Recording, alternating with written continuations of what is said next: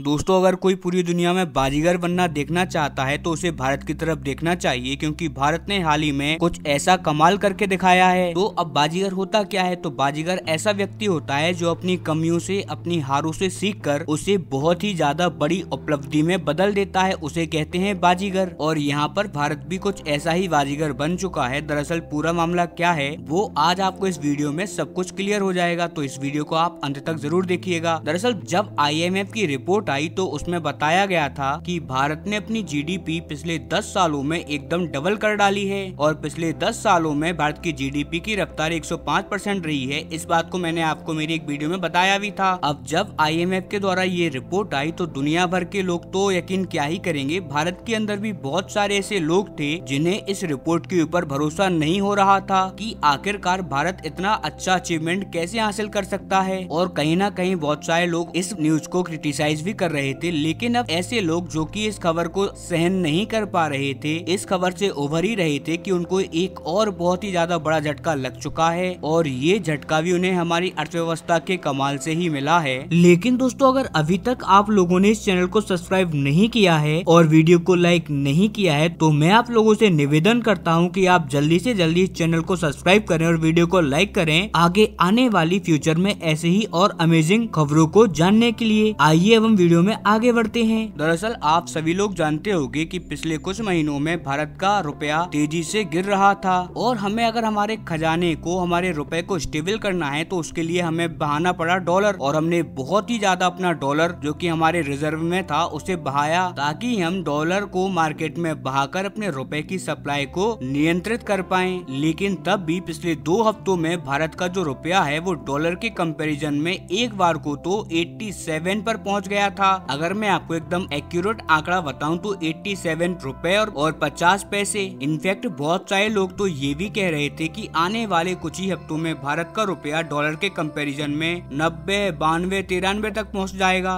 और इसके बाद तो भारत के रुपए को रोकना बहुत असंभव होगा, ये और भी तेजी से गिरेगा। लेकिन क्या हुआ ये तो मैंने आपको कल की वीडियो में ही बताया था। भारत का रुपया रिवर्स हुआ, अपने आप को संभाला और वो 87 से पहले 86 हुआ और आज के टाइम में वो 85 रुपए और 50 पैसे पर आ गया है। कुल मिलाकर भारत ने 2 रुपए की शानदार बढ़ोतरी करी है। लेकिन वहीं दूसरी तरफ आज की ये रिपोर्ट हमें बता रही है कि कैसे हमारे खजाने ने एक शानदार उछाल दर्ज की है। आप देख सकते हैं पिछले एक हफ्ते में 4.5 अरब डॉलर की जबरदस्त छलांग लगाकर हमारा खजाना 658 बिलियन डॉलर को पार कर चुका है। ये तो अप्रोक्स आंकड़ा है। अगर मैं आपको एकदम एग्जैक्ट आंकड़ा बताऊं तो ये होता है 658 बिलियन और 800 मिलियन। अगर हम एक मोटा आंकड़ा उठाएं तो ये होगा 659 बिलियन डॉलर का। और दोस्तों, ये भारत के हिसाब से बहुत ही ज्यादा बड़ी और शानदार उपलब्धि है। अब में भी बहुत सारे लोग हैं जिनको ये बात बहुत ही ज्यादा थोड़ी सी कठिन लग रही होगी, तो मैं उन्हें भी समझा देता हूँ। दरअसल अभी तक भारत के खजाने में और भारत के रुपए में एक डीप संबंध बना हुआ है। इनफैक्ट कहिए कि बना हुआ था। अगर भारत का रुपया डॉलर के कंपैरिजन में मजबूत होता था तो इसका मतलब होता था कि हमने खजाने को खर्च किया है और हमारा खजाना गिरता भी था।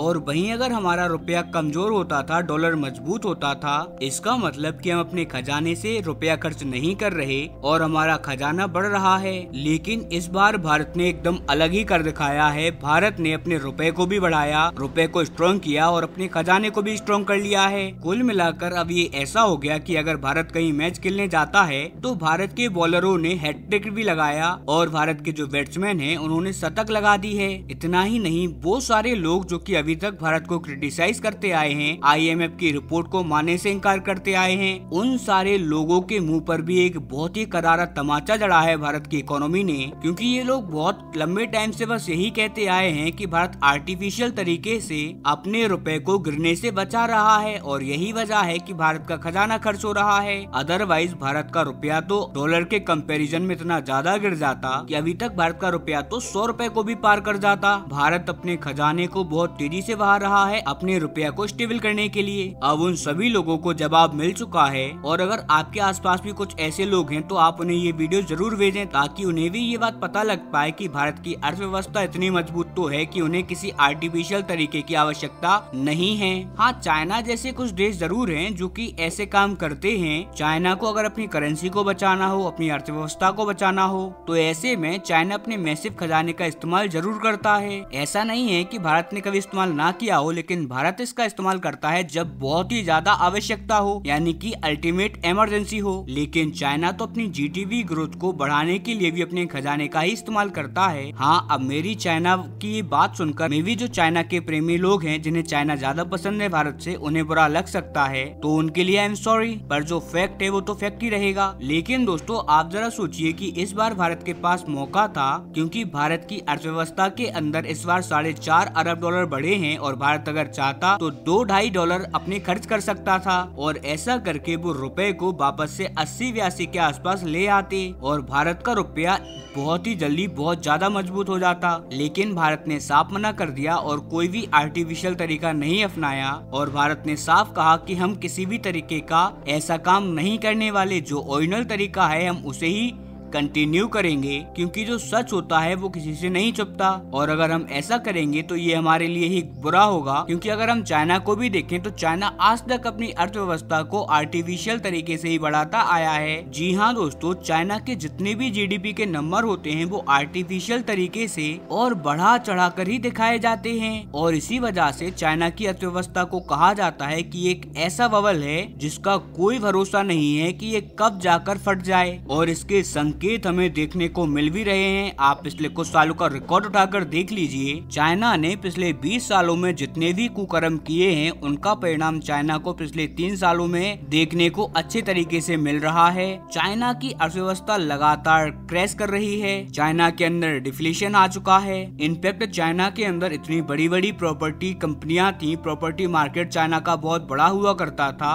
आज वो ही प्रॉपर्टी कंपनियां बैंक करप्ट हो रही हैं, चाइना के बैंकों में प्रॉब्लम आ रही है। इनफैक्ट कई सारी ऐसी कंपनी है चाइना की जो कि बड़ी बड़ी बिल्डिंगों को बनाकर अबेंडेंट छोड़ चुकी हैं और अब वो जगह एकदम खंडर डले हुए हैं। इनफैक्ट चाइना के बैंकों के बारे में तो न्यूज आती ही रहती है कि चाइना का ये बैंक अब कोलैप्स हो चुका है, वो बैंक कोलैप्स हो चुका है, इसके पास पैसा नहीं है। और इस टाइम पर भी जो हमें चाइना के बारे में अच्छी बातें दिखाई जाती हैं, उनमें से ज्यादा चीजें तो प्रोपोगेंडा होती हैं या फिर उनका जो खजाना है, जो कि उन्होंने पिछले 20 सालों में सामान को एक्सपोर्ट करके बनाया है और अपने खजाने को बहुत विशालकाय बनाया, उसी खजाने का इस्तेमाल करके वो अपनी जीडीपी को अभी भी चमका रहे हैं। जी हाँ दोस्तों, चाइना अपनी अर्थव्यवस्था के नंबर बहुत ही बढ़ा चढ़ाकर दिखाती है पूरी दुनिया को, और देख लेना आने वाले टाइम में बहुत ही जल्दी वो इसका परिणाम भी भुगतने वाले हैं। मैक्स टू मैक्स 4 से 5 ही साल लगेंगे और चाइना के अंदर आप एक इकोनॉमिक क्राइसिस भी देख लोगे, अगर हम आज के सिनेरियो को कंपेयर करें तो।